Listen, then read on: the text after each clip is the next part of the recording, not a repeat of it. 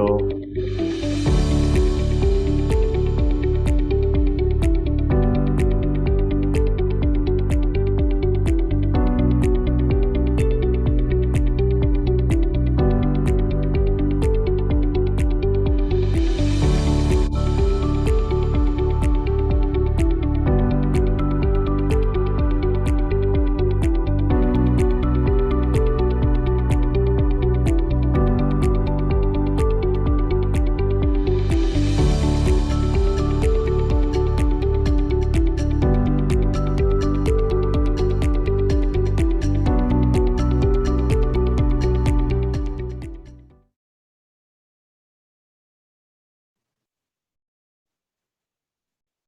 buenos días y bienvenidos a la segunda semana de investigación de la Red de Universidades Peruanas.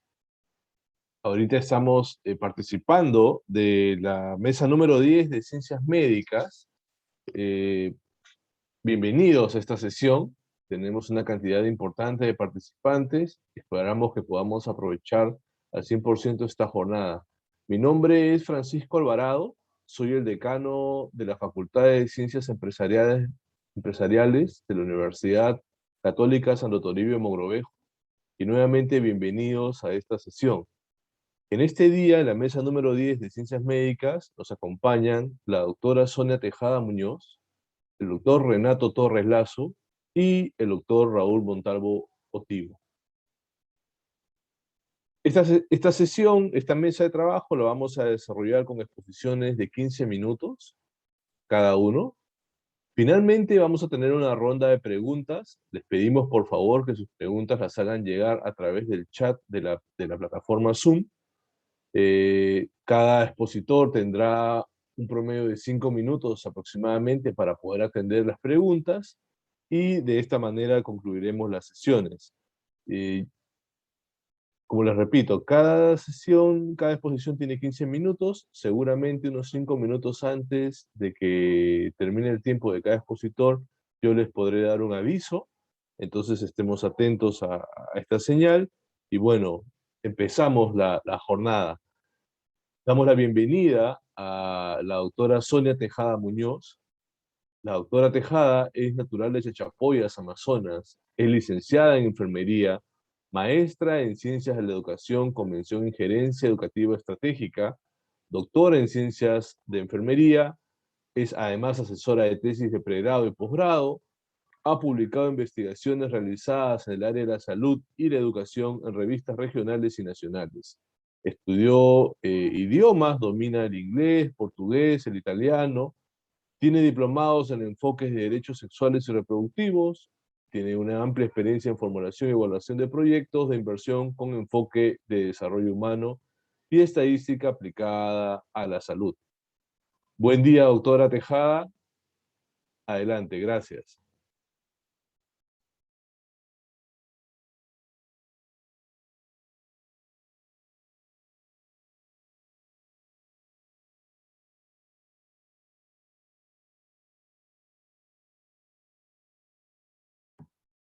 Buen día, ¿me escuchan? Sí, le escuchamos. Sería importante que pueda poner su presentación en pantalla completa. Gracias. Gracias. Buenos días con todos y todas. Bueno, en esta oportunidad voy a compartir con ustedes un trabajo realizado el año pasado, titulado Accesibilidad a productos de higiene de manos, uso de gel antibacterial y satisfacción de adultos mayores durante la COVID-19. A manera de introducción, este dato más o menos en el primer semestre de este año, 2021, hemos considerado en esta introducción. A nivel mundial se ha tenido alrededor de 198.282.165 casos y más de 4 millones de personas fallecidas por la COVID-19. El Perú ha tenido la tasa de mortalidad más alta y más de 2 millones de contagios confirmados. representado en Brasil con un 27%, Ecuador 24%, Argentina el 20%, y en Perú alrededor del 18% no se lavan las manos.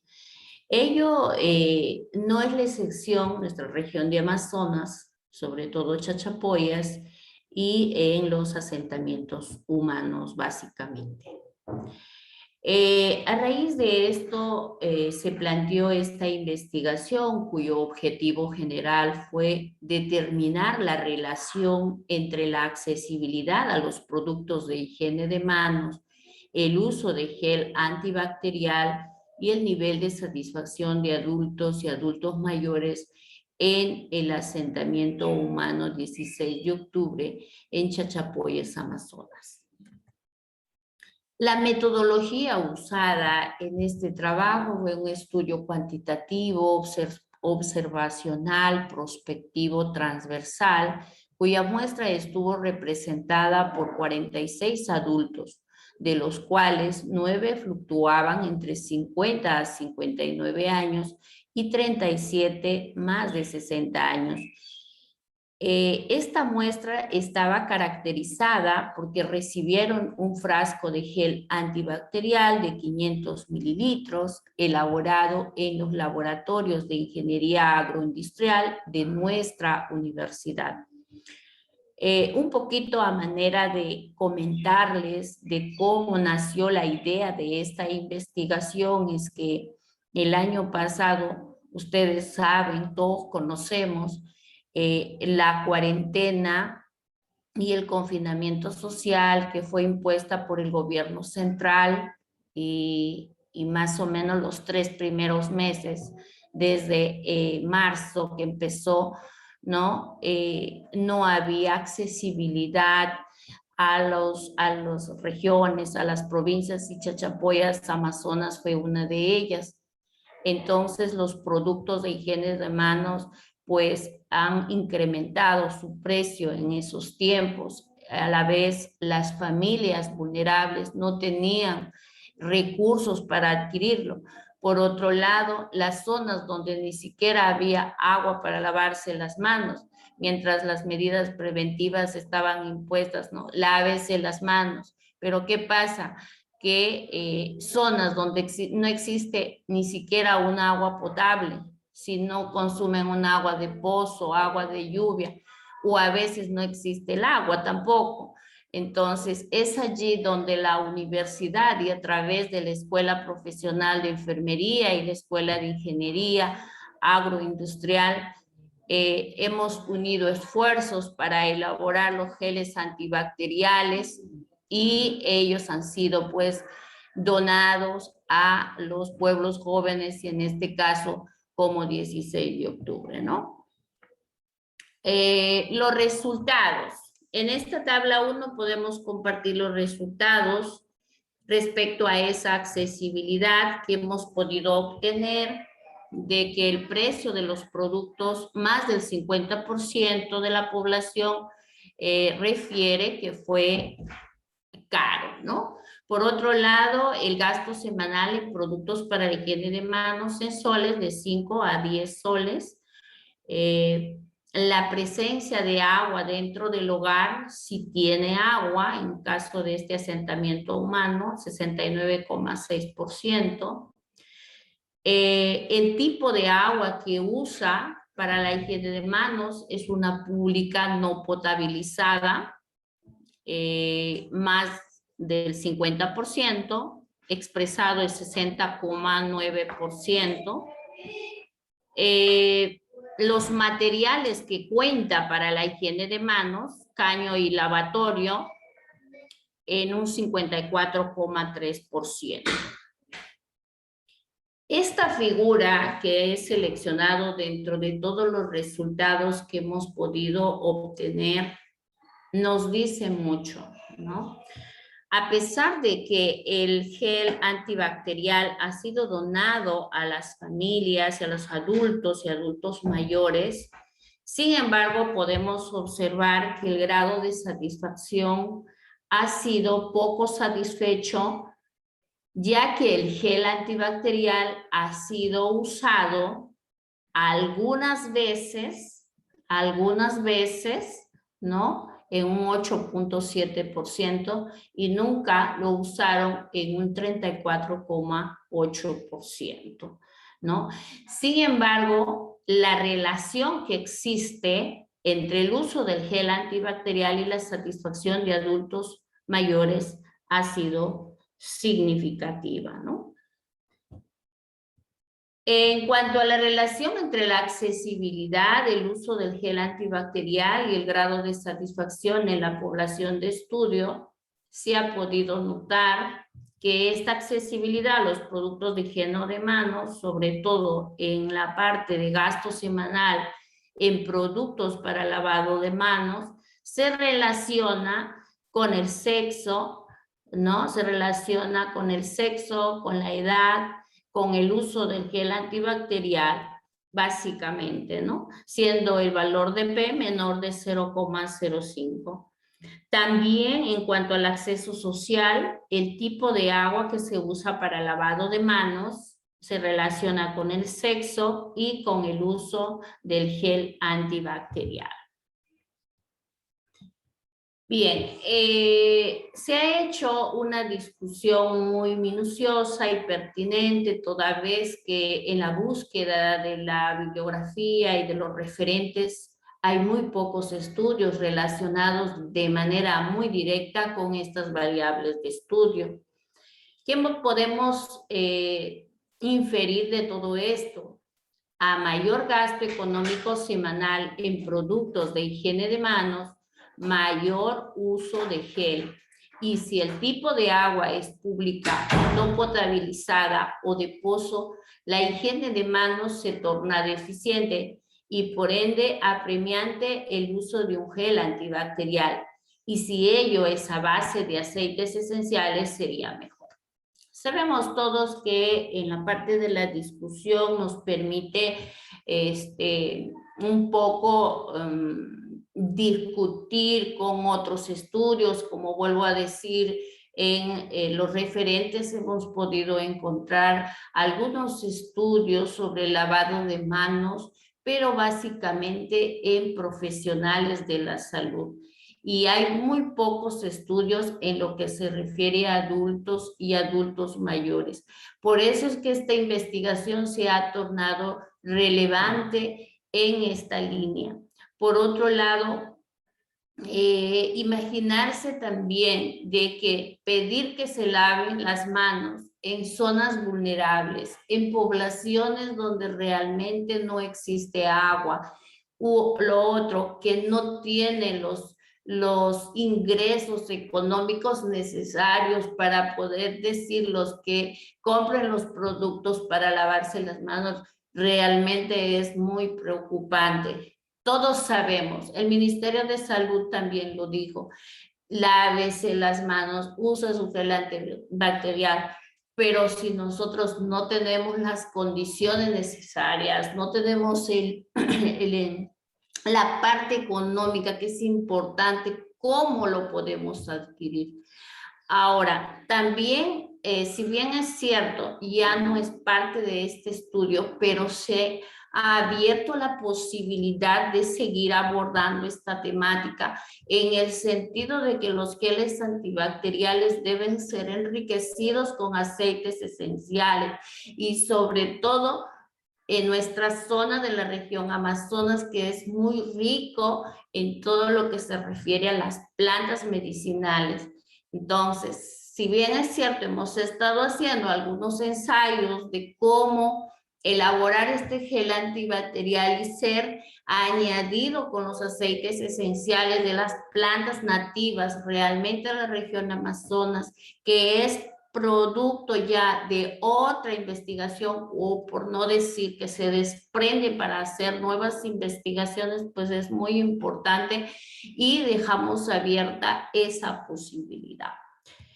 La accesibilidad a los productos de higiene de manos, el uso del gel antibacterial, el grado de satisfacción del adulto y el adulto mayor se constituyen en el proceso de abordar la investigación, la responsabilidad social universitaria durante la COVID-19 en el marco de los procesos de acreditación y licenciamiento de escuelas y facultades de ciencias de la salud.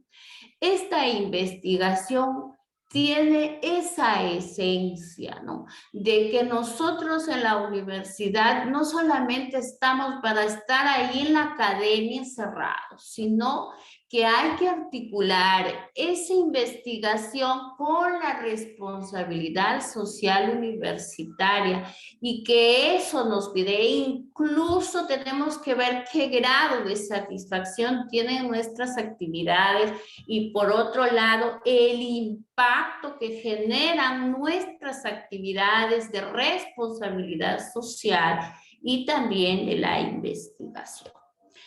Bien, conclusiones. El gasto semanal en productos para lavado de manos se relaciona con el sexo, la edad, de manera muy significativa y el uso del gel antibacterial altamente significativa. El uso de gel antibacterial se relaciona directamente con la satisfacción de los adultos y adultos mayores. Las recomendaciones se debe seguir promoviendo el lavado de manos con agua y jabón como medida de prevención básica para combatir la COVID-19.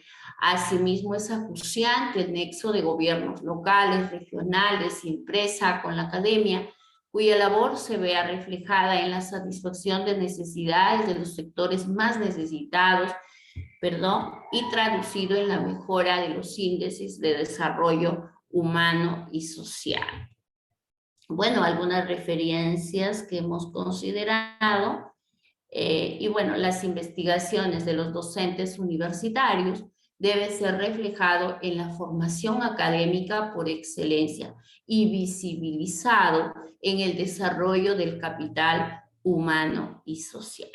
Realmente a todos los participantes en esta sala, y que muchos deben ser investigadores o docentes universitarios, nuestro trabajo como investigadores y nuestra responsabilidad social como docentes y formadores por excelencia debe recaer en la visibilización del desarrollo social de todas las personas, de las comunidades, que las universidades, su trabajo se vea reflejado en el desarrollo social humano.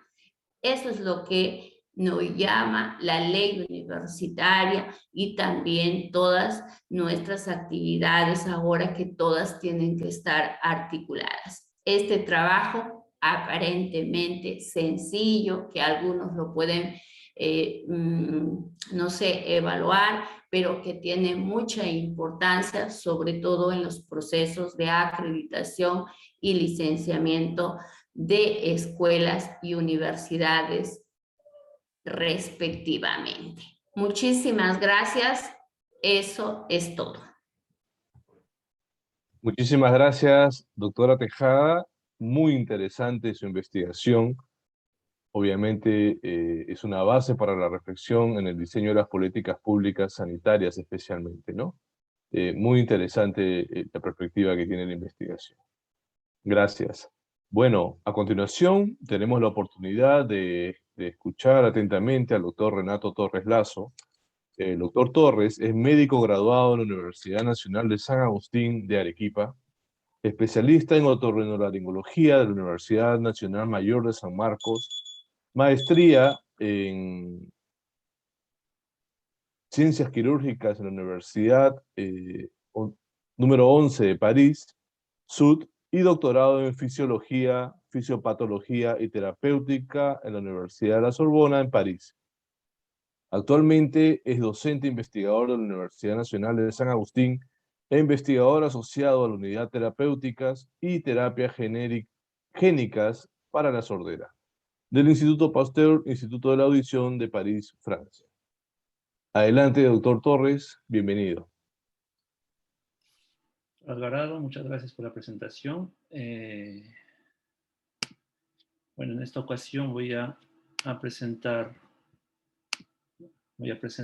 un tema que, bueno, yo soy, como ha dicho el doctor, soy otorrino y voy a compartir, ¿no? Es que tiene que ver con la sordera, ¿no? En esta ocasión vamos a ver cómo vamos a reducir el traumatismo intracoclear por medio de la optimización de la inserción del porte electrodo durante la cirugía del implante coclear. Vamos a explicar cómo es el implante coclear en este caso, ¿no? Entonces, si vamos a hablar de implante coclear, tenemos que hablar de la sordera. La sordera, normalmente hay 5% de personas en el mundo son sordos profundos. O sea, son discapacitados por sordera. Entonces, normalmente a esas personas, lo primero que se le hace, si es un problema del oído interno, se les coloca un audífono. Pero hay muchos casos, cuando es profunda esta sordera, no va a funcionar. Entonces, en ese caso, y en los casos indicados, se les coloca un implante coclear, ¿no? Que es un compromiso severo a profundo, ¿no? Es importante saber, ¿no?, que nosotros aprendemos a hablar gracias a que nosotros escuchamos. Entonces, si ese niño, imagínense, no escucha, no va a poder aprender, va a tener discapacidad y no va a poder aprender a hablar, ¿no? Entonces vamos a ver un poquito cómo es la fisiología del oído. Este es el oído. Imagínense, acá hay un sonido.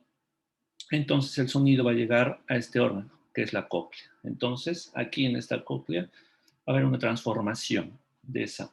El sonido es vibración y se tiene que transformar esto a electricidad para que mi cerebro pueda detectar y yo pueda escuchar.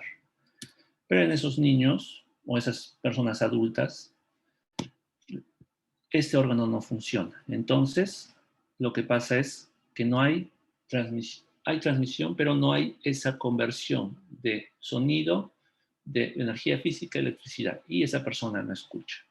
Entonces, lo que quiere hacer el implante coclear es este implante, que es un oído, vamos a decir, un oído biónico, a la cóclea, y este implante va a estimular eléctricamente la cóclea y esa persona va a volver a escuchar, ¿no? Entonces, el implante coclear, por ejemplo, hay una parte externa como un audífono y una parte interna que se implanta en la cirugía, debajo de la piel. Esta es la cóclea con el implante, ¿no? Entonces, ese implante es el que va a estimular. Un problema, es un trabajo que es mi tema de investigación de hace muchos años. La cóclea es un órgano muy pequeño. Normalmente el oído se opera con microscopio. Este es el implante que tiene un diámetro de 300 micrones. La cirugía se hace con la mano, con microscopio. Pero hay un problema, que la cóclea no es visible. No la podemos abrir, ¿no?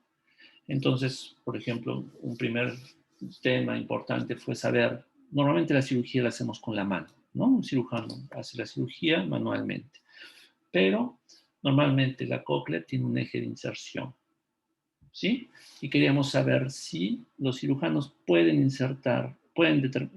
interpretar ese eje de inserción. Imagínense, esta es una gaseosa, una Coca-Cola.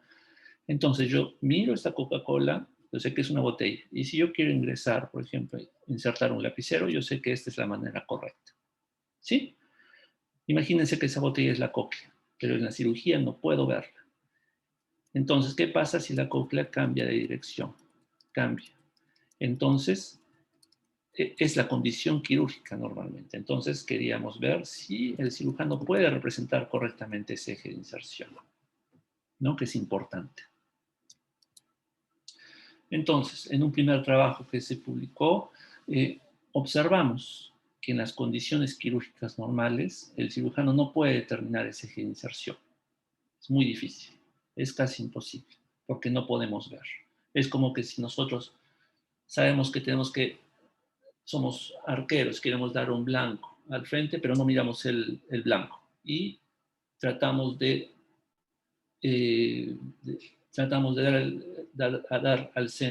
dar exactamente en el centro con la flecha, pero es muy difícil porque no podemos ver. Y es lo que pasa en la cirugía. Como he dicho, hay particularidades en la cirugía otológica, ¿no? Son espacios pequeños, por ejemplo, estos son los huesecillos, que son muy pequeños. Utilizamos microscopios, endoscopios, solo un cirujano opera a la vez. Hay estructuras muy importantes al lado del cerebro, hay vasos, las carótidas, que son los vasos que irrigan el cerebro, etcétera, nervios, y es una cirugía difícil, ¿no? Entonces, nuestro objetivo en el laboratorio fue de utilizar un robot para ver si podemos, es difícil la cirugía, y si podemos optimizar esa cirugía y los resultados. Como sabemos, la mano humana es capaz de hacer movimientos muy complejos de rotación, translación, etcétera. Tenemos cuando hacemos, tocamos, tenemos retorno de fuerzas, tenemos el tacto, pero la precisión es limitada a esa escala, ¿no? El implante tiene 300 micrones de grosor, entonces en esa escala es muy limitada la precisión de la mano. Y en el laboratorio desde el 2008 hemos comenzado a hacer un robot quirúrgico que actualmente ya está en las salas de operaciones en Francia y algunos centros del mundo, que es este robot. Entonces, como dijimos, hay un problema de representación, ¿no? Entonces, observamos que si 0 es lo óptimo, hay un error de alineamiento. De todas maneras, los expertos son mejores que los cirujanos menos experimentados, pero hay un error, ¿no? De promedio 15. ¿Por qué? Porque no podemos ver, como hemos dicho. Entonces, en un segundo trabajo, en otra publicación, lo que hicimos es ver si usando el robot podemos mejorar, ¿no? Entonces, esta es una inserción manual, un alineamiento manual, y esto es con el robot. El robot utilizado manualmente, ¿sabes? Quiere decir que yo visualizo el oído y yo lo manejo. Y la última manera es que una persona programa el robot automáticamente y el robot se va a alinear exactamente en el eje. Vimos que cuando el robot se alinea automáticamente, podemos alinearnos realmente a ese eje de inserción. Por ejemplo, es un ejemplo del trabajo que se publicó, que publicamos en nuestro equipo, que programamos el robot y automáticamente el robot va a alinear por ejemplo, este es un útil de inserción, un instrumento, al eje que yo le he programado. Y vimos que el error era casi de 1 a 2 grados, que es muy poco. Entonces, como dijimos, hemos abordado de una manera robotizada el implante coclear, ¿no? El robot se llama Robotol. Su primera cirugía fue realizada acá en París, en el Hospital Pitié-Salpêtrière, en julio del 2019. Actualmente se han realizado más de 100 cirugías y es usado en algunos, ya está comenzando a ser vendido en otros centros del mundo, ¿no? En Shanghái, Hannover, etc. Y es un sistema teleoperado, que quiere decir que yo lo manejo. El robot no hace automáticamente las cosas, yo tengo que mirar y manejar, ¿no? Y acá, por ejemplo, hay unas publicaciones que se han hecho ya en nuestro equipo con el robot. Los resultados de las inserciones y de las cirugías. Por otra parte, bueno, es importante, ¿no? Un objetivo fue de ver si el robot implantaba mejor, hacía mejor la cirugía, insertaba mejor el implante coclear en la cóclea, ¿no? Entonces se comparó inserción robotizada en el laboratorio, por supuesto, primero, y una inserción manual, ¿no? La inserción robotizada es como hemos dicho antes, hemos programado completamente, es una técnica súper óptima. Hemos programado todo y el robot se alineaba e insertaba el electrodo. Y en la parte manual es así. El cirujano se sentaba e insertaba el implante, ¿no?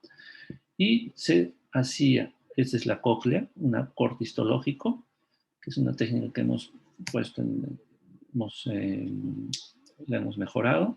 Entonces podemos saber si hay trauma o no. Otra cosa que no dije, dentro de la cóclea, este es el conducto, la cóclea tiene compartimientos y el implante, que es este, tiene que estar debajo. Acá hay estructuras. Si nosotros ese implante lo insertamos de una mala manera, va a haber fibrosis, cicatriz, etcétera, y no va a ser un buen resultado auditivo, ¿no? Entonces teníamos que ver, esa fue la manera de evaluar si el robot era mejor que la mano. En verde, los puntitos verdes, por ejemplo, cada implante tiene electrodos. Punto verde quiere decir que está bien posicionado. Puntos rojos que está mal posicionado. Y se vio en general que el robot inserta mucho, o sea, fue menos traumático que una inserción manual, ¿no? Por ejemplo, acá en este caso, todos los 5 casos hubo translocación, hubo trauma. Con el robot hubo menos. Y con un electrodo mucho más corto, hubo menos trauma que con la mano, ¿no? Entonces, como vemos, primero había 2, 3 trabajos antes de esto, estudiamos el robot y se trató de hacer una técnica, vamos a decir, semiautomatizada, optimizada, ¿no? De la inserción del implante coclear. Y aquí también es otra técnica. Hay varios tipos de implantes cocleares, ¿no? En este también comparamos con el robot. Lo programamos completamente y con un sistema teleoperado. ¿Qué quiere decir? Que el cirujano es como lo hacemos actualmente en la sala de operaciones. Nos sentamos, vemos con el microscopio y manejamos el robot y lo alineamos e insertamos el electrodo. Y vimos que con un sistema completamente automatizado, optimizado, no hubo trauma en ese caso. Y cuando el robot se usa de una manera teleoperada, o sea, el cirujano es el que lo maneja, de todas maneras siempre hay trauma, ¿no? Entonces, acá vemos que, cierto, el robot es importante para poder insertar mejor el electrodo, pero una técnica optimizada es muy importante para disminuir el trauma. Y esto es importante, ¿por qué?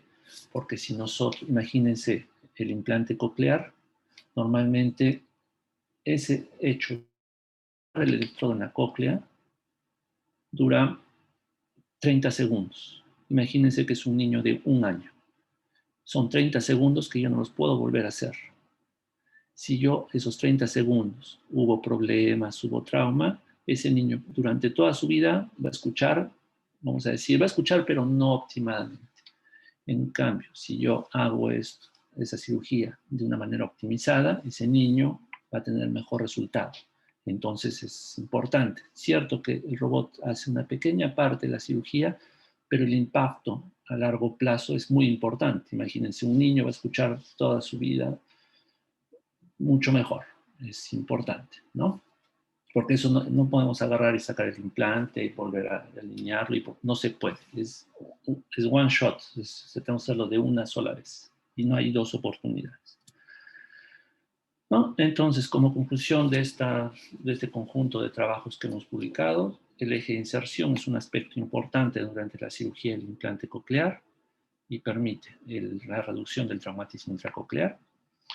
Y un sistema robotizado y automatizado acoplado con la navegación, que es como un GPS para que el robot pueda alinearse correctamente, permite optimizar la inserción, ¿no? Entonces, nuestro objetivo a futuro, faltan algunos pasos, ¿no? Es personalizar la inserción. Entonces, yo tengo una cóclea pequeña, orientada de esta manera, etcétera, el robot va a adaptarse a la anatomía del paciente, ¿no? Y así vamos a personalizar la inserción en cada caso y de todas maneras todavía no se ha estudiado y ver si realmente tenemos impacto en la audición del paciente, ¿no?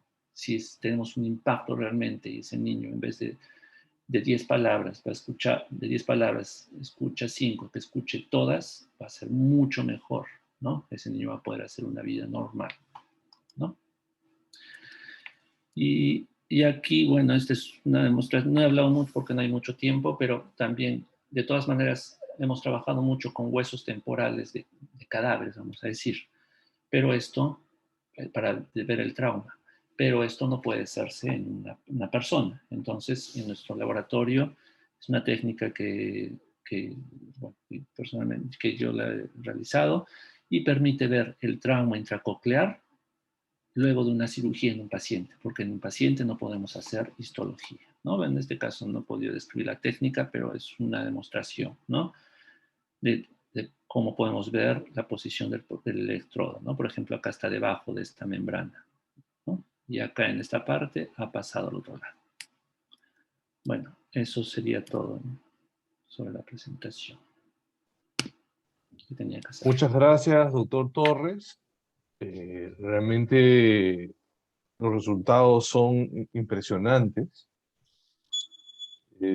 Yo vengo del campo de la gestión, pero siempre me interesa conocer un poquito más los lados de la ciencia y la aplicación de la tecnología, y realmente los resultados que usted tiene son alentadores. Ojalá siempre pueda continuar con este tipo de trabajos e investigaciones en beneficio de la salud además y el bienestar de muchos niños en el mundo que lo van a necesitar, y ojalá esa tecnología pueda ser de uso masivo en el mediano plazo. Nosotros sabemos que las aplicaciones tecnológicas son de largo aliento muchas veces, pero esperamos que pronto la misma tecnología y la vorágine de la inteligencia artificial y otras aplicaciones nos ayuden justamente a generar mayor bienestar en la población. Muchas gracias por su exposición, muy interesante realmente. Y bueno, vamos a darle la bienvenida al doctor Raúl Montalvo. Maribel, me informan que el doctor Montalvo ya está en la sala. Invítela a que active su cámara, por favor. Ok, sí. Doctor Montalvo, por favor, ¿podría activar su cámara y su audio?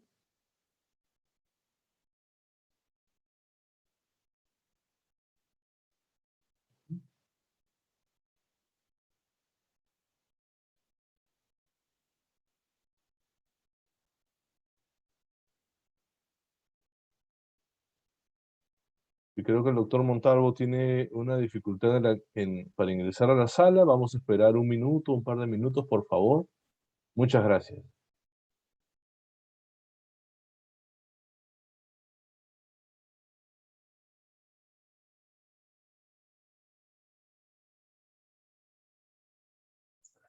El profesor Montalvo ya está en la sala. Ahorita él ya está aprendiendo su audio y su video.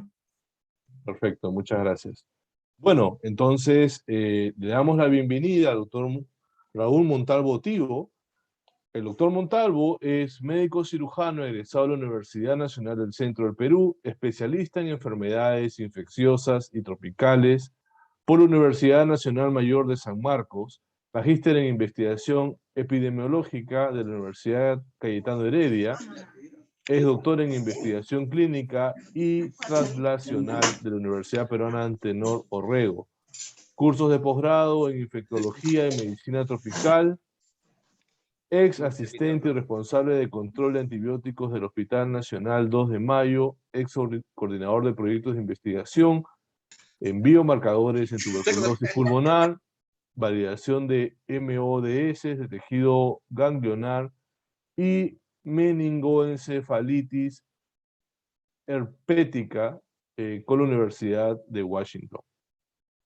Le damos la bienvenida al doctor Montalvo. Le hacemos recordar que usted tiene 15 minutos para realizar su ponencia y seguramente unos minutos antes yo le estaré dando algún aviso, ya sea con una señal en la imagen que se transmite por la cámara o de manera verbal.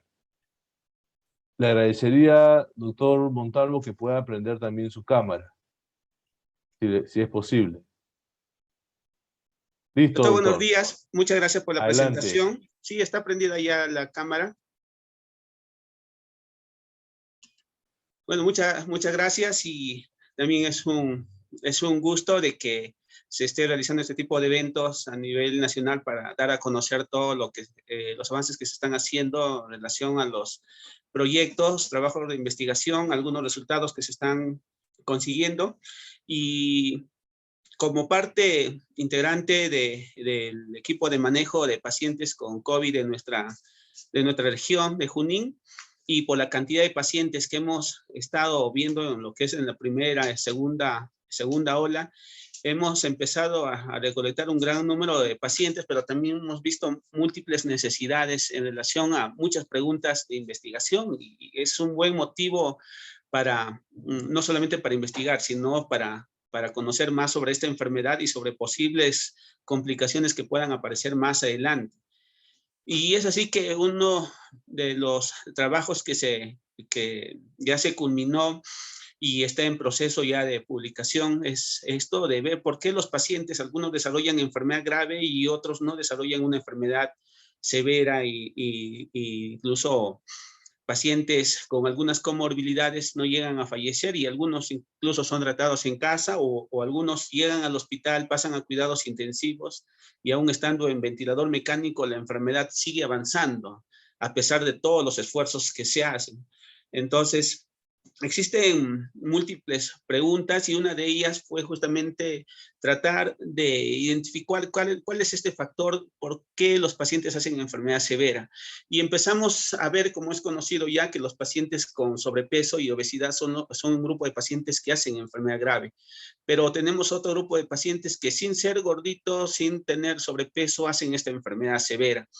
Y empezamos a utilizar este equipo de bioimpedancia, que en el mercado tenemos varios tipos de equipos de bioimpedancia que se están utilizando hace ya bastante tiempo para diferentes trabajos de investigación. Por ejemplo, hay estudios sobre tuberculosis, como la masa grasa deficiente es un factor de predicción para fallecimiento o enfermedad severa en tuberculosis, igual en VIH.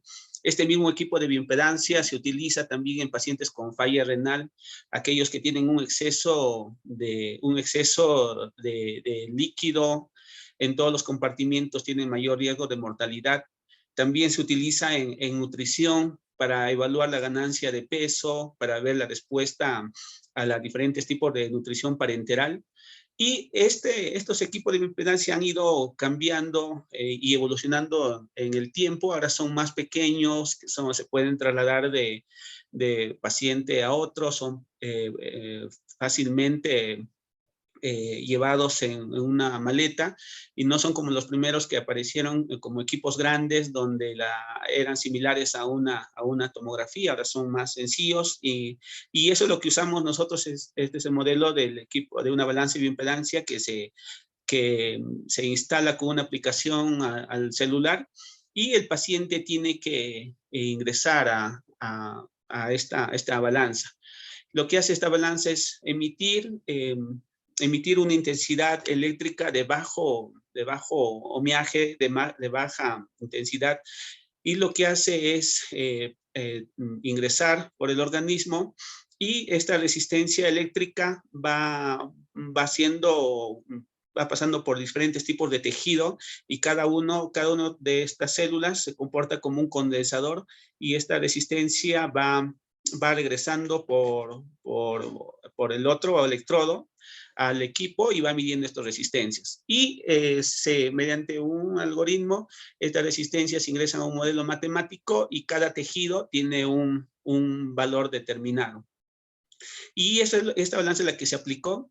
Y nosotros sabemos que tenemos dentro del tejido graso, tenemos dos tipos de tejido graso. Un tejido graso que tiene algunas funciones inmunológicas de protección, pero hay otro tejido graso visceral que no tiene tanto un rol fisiopatológico normal. Al contrario, el exceso de esto produce varias patologías e induce la probabilidad de síndrome metabólico y todas las complicaciones que se conocen. Y este tejido graso malo, o tejido graso visceral, se encuentra elevado en algunas personas a pesar de que tienen una contextura baja, y este tejido graso visceral constantemente está produciendo citoquinas inflamatorias y lleva a la persona a un estado de constante inflamación oculta, y este conlleva el riesgo cardiovascular.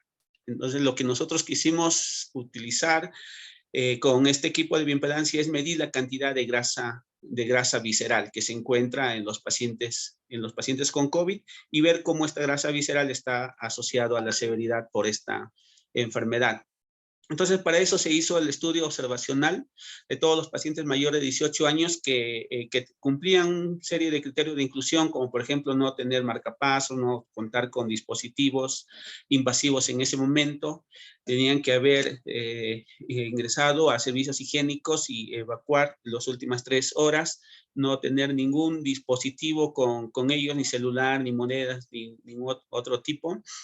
Y que el paciente pueda permanecer, se pueda parar en esta balanza, y se han excluido aquellos pacientes que tenían prótesis de cualquier tipo y no podrían ingresar a esta balanza. Para el análisis estadístico se utilizó regresión logística y regresión de Cox para determinar mediante gráficos la probabilidad de severidad en relación a la medición de la masa grasa visceral. Entonces, el equipo de bioimpedancia no solamente te mide la cantidad de masa grasa visceral, ¿no? Estos nuevos equipos te miden también la masa ósea, y hay estudios en relación a utilizar la masa ósea y la osteoporosis comparado con densitometría, donde su efectividad es casi similar a una densitometría con valores de acuerdo a edad y sexo. Aparte de la masa ósea, también te determina la grasa corporal total, la grasa visceral, la cantidad de músculo en porcentaje o en kilogramos. Determina también el metabolismo basal de la persona en ese momento, aunque este último dato todavía no está validado. El peso ideal y la constitución de la persona en base a los parámetros que se ingresan a esta balanza. Los parámetros que nos solicitan es la edad, el sexo, la talla.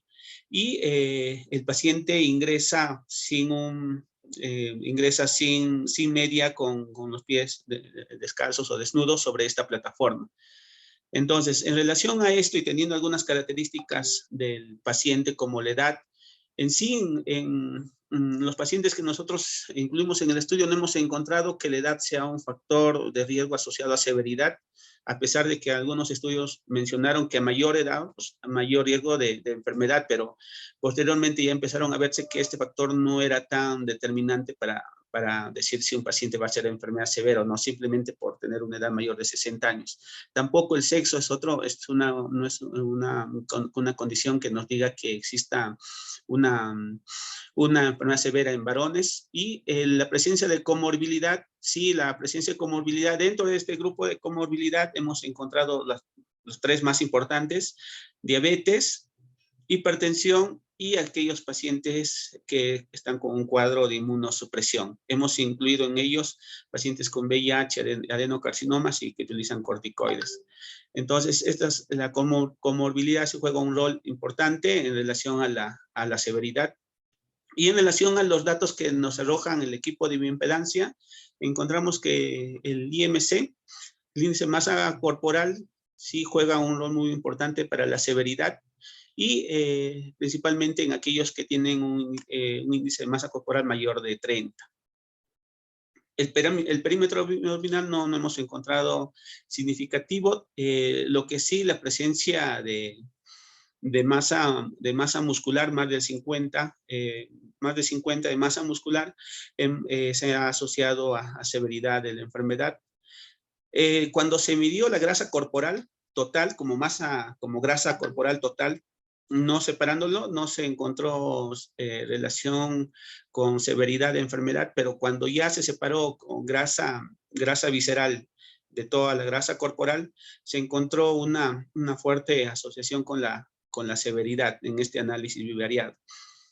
Y lo otro es que los pacientes que tenían un nivel de agua elevado, con un porcentaje de agua elevado más de 60%, había sido una mayor frecuencia de enfermedad severa, pero no se encontró significativo esta asociación. En un momento pensamos que este nivel de agua elevado en los pacientes con enfermedad severa podría estar causando mayor edema pulmonar o falla cardíaca y mayor congestión pulmonar, y es por eso que estaban haciendo enfermedad severa, pero posteriormente se evidenció que no era significativo. Igual, el otro parámetro, la masa ósea, no se encontró significativo la medida de este valor. El peso sí, el peso ideal, las balanzas nos dan un peso ideal. ¿Cuál es el peso ideal del paciente en relación al peso de ellos? Sí, se mencionó que hay la diferencia de más de 20 kilogramos de peso sobre el peso ideal. Es un factor de riesgo. Y al final, dentro de de los pacientes que se han evaluado como resultado, por cada kilogramo que incrementa la masa grasa visceral ya en el análisis multivariado, la probabilidad de desarrollar enfermedad severa se incrementa en 3.5 por cada kilogramo que incrementa esta masa grasa visceral. Y si el paciente en general tiene más de 10 kilogramos de masa grasa visceral, tiene hasta 5.4 veces más riesgo de desarrollar enfermedad severa. Y si tiene más de 15 kilogramos, tiene más de 11 veces el riesgo de desarrollar enfermedad severa. Y esto hemos visto en varios pacientes que a pesar de tener una contextura no robusta, no tienen sobrepeso o obesidad, desarrollan enfermedad severa. Y puede ser por problemas de fondo como diabetes u otra causa de fondo, y ellos tienen alta grasa visceral.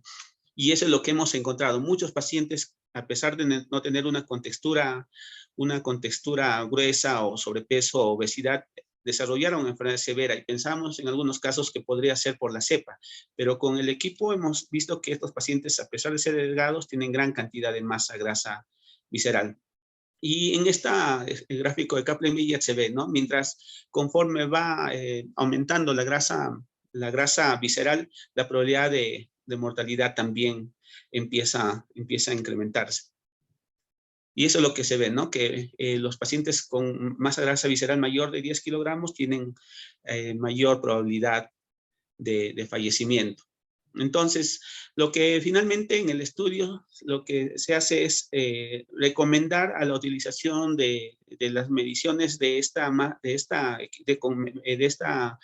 grasa visceral mediante los balances de bioimpedancia para poder empezar a realizar estrategias en la población y así disminuir la enfermedad, no solamente por COVID, también por otras patologías. Muchos pacientes delgados tienen hipercolesterolemia, hipertrigliceridemia, sin tener obesidad. Y ellos tienen gran grasa visceral. Y ese es el procedimiento, cómo se realiza el pesaje a los pacientes y cómo se ha estado enrolando a los pacientes que han estado ingresando al estudio. Y justamente lo que se hace es esto, ¿no? El paciente llega al hospital, ha sido internado, y ellos son los que se hizo la medición de esta. Podría hacerse estudios también comunitarios de pacientes que no han sido hospitalizados y no han desarrollado enfermedad severa para medir la masa grasa visceral, y se abren más posibilidades de continuar con este proceso. Muchas gracias. Muchas gracias, doctor Montalvo. Muy interesantes los resultados que han obtenido en esta investigación.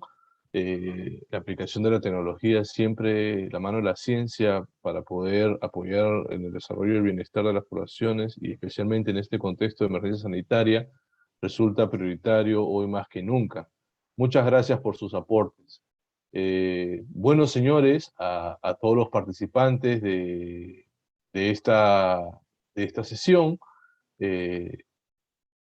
les agradeceríamos que nos hagan llegar sus preguntas a través del chat de la plataforma, y por favor, sí, también les agradeceríamos mucho de que indiquen a quién está dirigido su pregunta, a cuál de los autores, o si es que es dirigida de manera abierta a todos. Por favor, iniciamos entonces la ronda de preguntas. Vamos a tener unos 10, 15 minutos como máximo, y estamos atentos. Muchas gracias. Por favor, a través del chat de la plataforma Zoom, hagamos nuestras preguntas.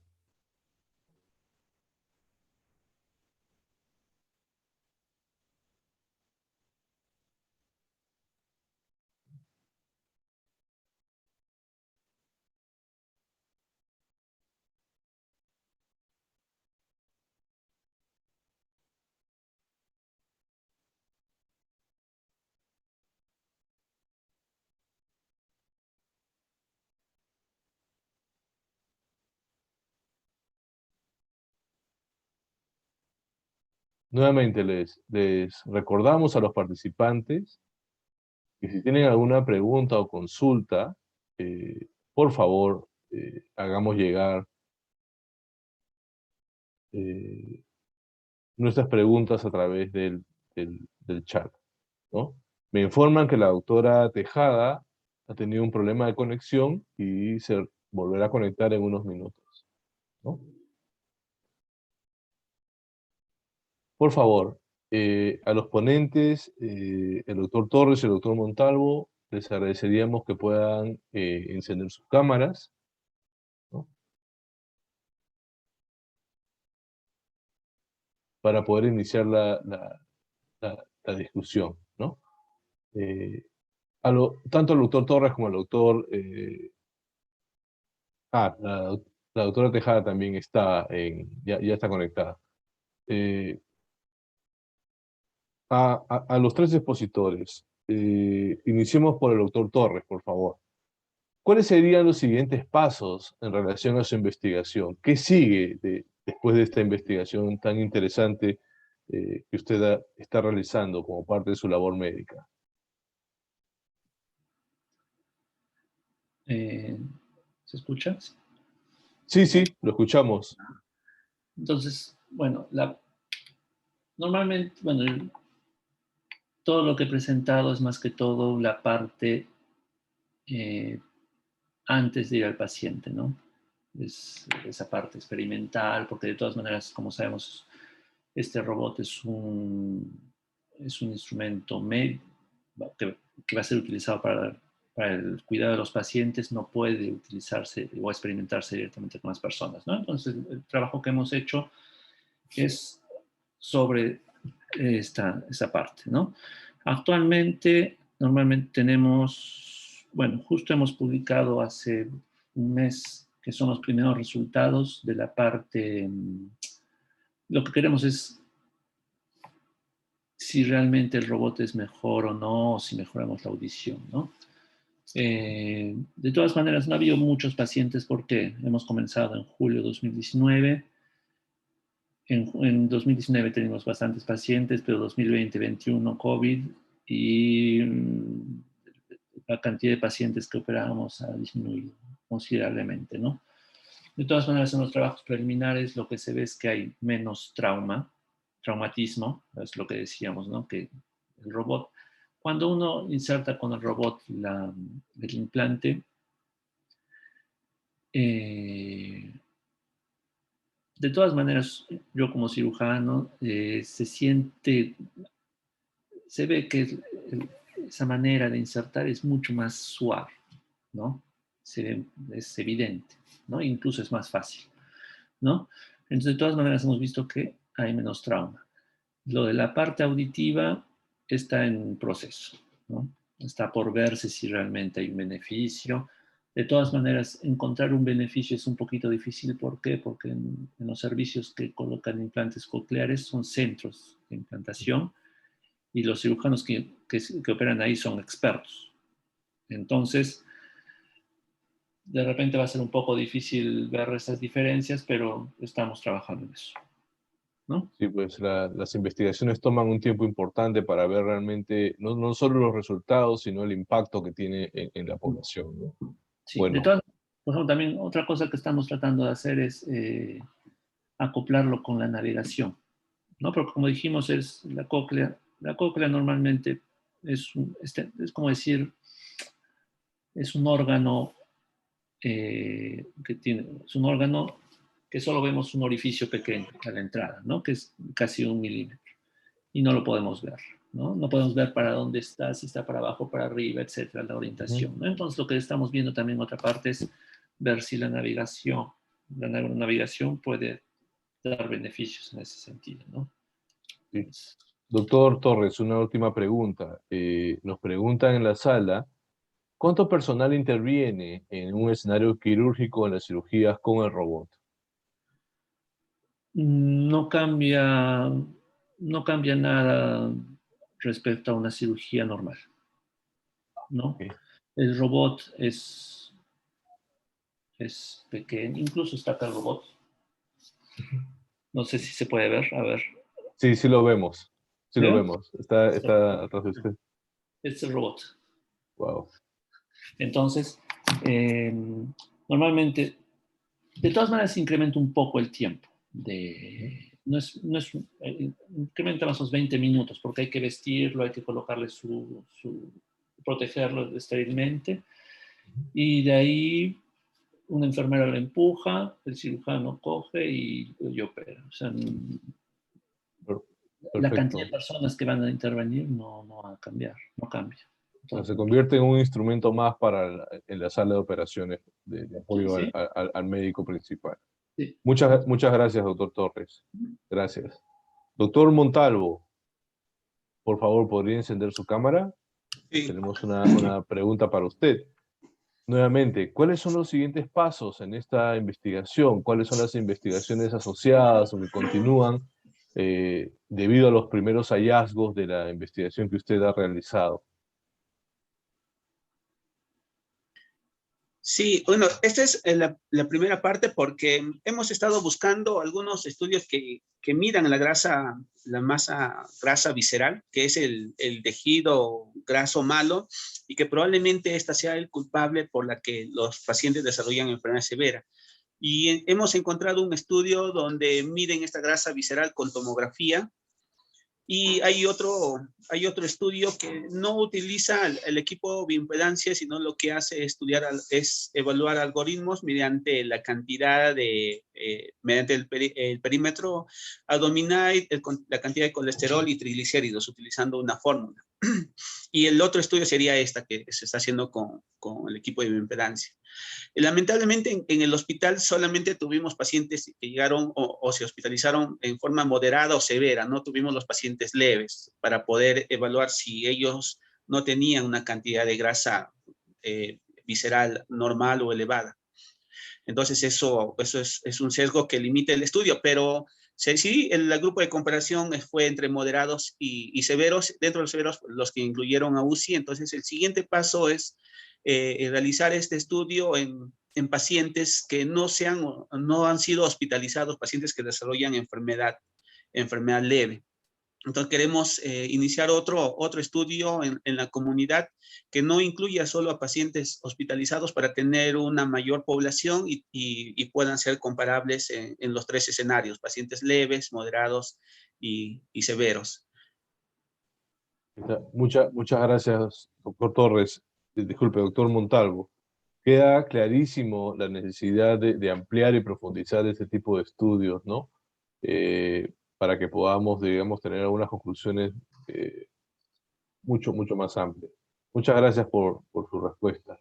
A la doctora Tejada, ¿cómo está usted? Muchas gracias también por su participación. Justo la pregunta que les hacíamos a los expositores era cuáles eran los siguientes pasos o qué otros estudios relacionados se van a realizar derivados justamente de estas primeras investigaciones en estos temas. Entiendo que en el caso de usted, quizás hay la posibilidad de ampliar el tamaño de muestra para poder, digamos, ver realmente la incidencia, ¿no? del lavado de manos en las poblaciones en zona de selva. Quisiera que nos comente un poco más cuáles son las siguientes perspectivas o pasos que van a seguir. Muchas gracias. Bueno, toda investigación, como todos sabemos, continúa, ¿no? Y de acuerdo a las escalas, sobre todo. Bueno, este trabajo de investigación en este mes prontito ya está por salir en una revista colombiana. Y bueno, como les había comentado, una de las líneas de la que se abre esta investigación son el trabajo con las plantas medicinales, los aceites esenciales, a partir de las plantas nativas que existen en la zona de la región Amazonas, ¿no? Sobre todo porque nosotros somos muy ricos en todo lo que es plantas medicinales y netamente nativas de la región, ¿no? Nosotros seguimos haciendo investigaciones ahora in vitro, sobre todo con Mintustachys moides, por ejemplo, que es el poleo en la inhibición del crecimiento bacteriano, ¿no? En la inhibición del crecimiento bacteriano. Estamos trabajando en el laboratorio de la Dirección Regional de Salud con 3 tipos de bacterias, gram positivas, gram negativas, también Staphylococcus aureus, E. coli, pseudomonas, ¿no? Estamos trabajando eso ahorita, ya en un mes prácticamente van a terminar los ensayos, que seguimos evaluando lo que es los principios activos de algunas plantas, en este caso Minthus mollis y también otros más, ¿no? Que se desprenden de este trabajo de investigación. Ahora, en cuanto a lo que es lavado de manos, sobre todo puntualizamos mucho la educación sanitaria en los pueblos jóvenes. Nosotros estamos trabajando con proyectos de responsabilidad social articulados a la investigación que tiene todos esos pasos desde la inscripción del proyecto a nivel de la universidad hasta la presentación del artículo del informe y sobre todo la publicación, que es muy importante, ¿no? Entonces nosotros lo tenemos eso en la universidad muy articulado y enmarcado en la normatividad del registro de los proyectos, tanto en las oficinas pertinentes de responsabilidad social como también en investigación hasta su publicación y el trabajo continuo en las comunidades que lo tenemos, no solamente nosotros como docentes, sino también con los estudiantes, ¿no? Y el trabajo con las madres, con las poblaciones vulnerables, las familias, que eso es lo que a nosotros pues nos hace vivir, ¿no? Nos hace vibrar, no hacer solamente la investigación en el laboratorio, sino llegar a las comunidades, llegar a las familias que son vulnerables, ¿no? Y ese es el trabajo y sobre todo el trabajo en equipo multidisciplinario. En este tiempo ya no solamente estemos pensando en el trabajo que hace una determinada profesión, sino un trabajo compartido, multidisciplinario, como en este proyecto que yo les he presentado en esta investigación, ¿no? Donde el trabajo es dentro de la universidad multidisciplinario, ¿no? Porque trabajamos enfermeros, médicos, ingenieros, sociólogos, toda esa articulación del trabajo en equipo, la universidad, la academia, organizada con los sectores, con las municipalidades y con las organizaciones y con los pueblos y las comunidades, sobre todo las vulnerables, ¿no? Entonces, eso es lo que nosotros estamos haciendo. Muchas gracias, doctora Tejada. Les agradecemos a los 3 ponentes de la mesa número 10 de Ciencias Médicas en el marco de la segunda semana de investigación de la Red Peruana de Universidades. Como sabemos, la Red Peruana de Universidades está conformada por 24 universidades a nivel nacional. La Universidad Católica Santo Toribio Mogrovejo también forma parte de esta red. Yo me siento bastante entusiasmado y halagado de haber podido participar moderando en esta mesa y conocer de cerca los resultados de sus investigaciones. Todos somos conscientes que quizás hoy más que nunca en nuestras sociedades se requiere justamente de la contribución de la ciencia y la tecnología para poder generar mayor bienestar, ¿no? Espacios como este justamente se constituyen como espacios que permiten difundir los resultados de la investigación y que todos tengamos acceso a este conocimiento. Les agradecemos infinitamente por los aportes que están haciendo con sus trabajos, ¿no? Realmente impresionantes, ¿no? Quizás para personas que venimos de otro sector, como en mi caso, especialmente resultan muy, muy interesantes los hallazgos que ustedes tienen a la fecha, ¿no? Seguramente ustedes continuarán con sus trabajos y tendremos seguramente pronto mayores resultados y ¿por qué no en unos años ver el impacto que tienen estas investigaciones en beneficio de toda la sociedad? Muchas gracias a todos los participantes. En esta mesa tenemos más o menos unos 85 participantes, es una mesa bastante grande. Los temas han sido muy interesantes y bueno, que tengan todos una buena mañana. Bueno, el doctor Torres creo que ya una buena tarde.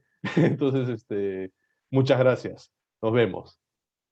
Que tengan buen día. Muchas gracias. Muchas gracias. Gracias.